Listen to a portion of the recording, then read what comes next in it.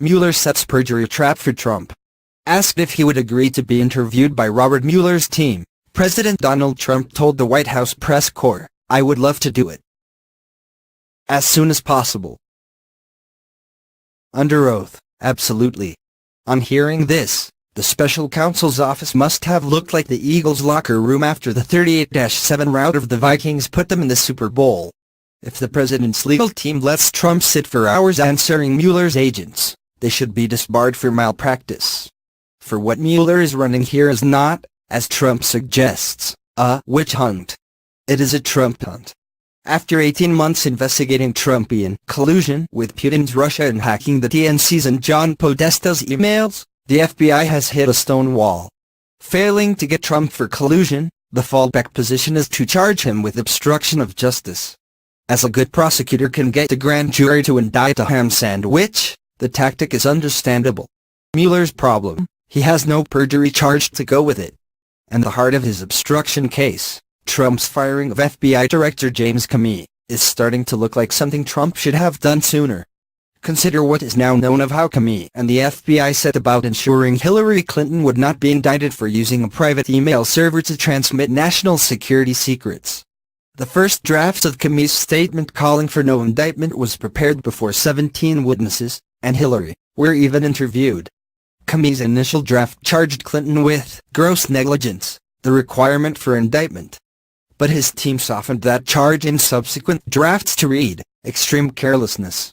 Attorney General Loretta Lynch, among others, appears to have known in advance an exoneration of Clinton was baked in the cake. Yet Comey testified otherwise. Also edited out of Comey's statement was that Hillary, while abroad, communicated with then-President Obama, who had to see that her message came through a private server. Yet Obama told the nation he only learned Hillary had been using a private server at the same time the public did. The trial of Hillary would have meant Obama and the witness chair being asked, "What did you know, sir, and when did you know it?" More information has also been unearthed about FBI collusion with British spy Christopher Steele, who worked up for Fusion GPS, the dirt divers of the Clinton campaign. The Steele dossier detailing Trump's ties to Russia and alleged frolics with prostitutes in a Moscow hotel. While the Steele dossier was shopped around town to the media, which, unable to substantiate its lurid and sensational charges, declined to publish them, Comey's FBI went all in. Not only did the Steele dossier apparently trigger a wider FBI investigation of the Trump campaign, it served as the basis of FBI requests for FISA court warrants to put on Trump the kind of full-court press J. Edgar Hoover put on Dr. King for the Kennedys and LBJ. Amazing. OPA research dirt, unsourced and unsubstantiated, dredged up by a foreign spy with Kremlin contacts, is utilized by our FBI to potentially propel an investigation to destroy a major U.S. presidential candidate. And the Beltway media regard it as a distraction. An aggressive Republican Party on the Hill, however, has forced the FBI to cough up documents that are casting the work of Comey's cohorts in an ever more partisan and sinister light. This cabal appears to have set goals of protecting Obama, clearing Hillary, defeating Trump, and bringing down the new president the people had elected, before he had even taken his oath. Not exactly normal business for our legendary FBI.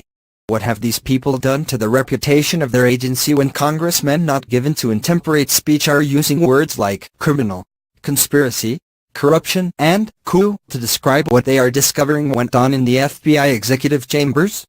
Bob Mueller, who inherited this investigation, is sitting on an IED because of what went on before he got there. Mueller needs to file his charges before his own investigation becomes the subject of a Justice Department investigation by a special counsel. As for Trump, he should not sit for any extended interview by FBI agents whose questions will be crafted by prosecutors to steer our disputatious president into challenging or contradicting the sworn testimony of other witnesses. This a perjury trap. Let the special counsel submit his questions in writing, and let Trump submit his answers in writing. At bottom, this is a political issue, an issue of power, an issue of whether the Trump revolution will be dethroned by the deep state it was sent to this capital to corral and contain. If Trump is guilty of attempted obstruction, it appears to be not of justice, but obstruction of an injustice being perpetrated against him. Trump should be in no hurry to respond to Mueller, for time no longer appears to be on Mueller's side. Patrick Buchanan has been an advisor to 3 presidents, a two-time candidate for the Republican presidential nomination, and the nominee for the Reform Party in 2000. He was also a founding member of the McLaughlin Group, which began on NBC and CNN's Capital Gang and Crossfire. His latest book is The Greatest Comeback: How Richard Nixon Rose from Defeat to Create the New Majority. For more of his reports, go here now.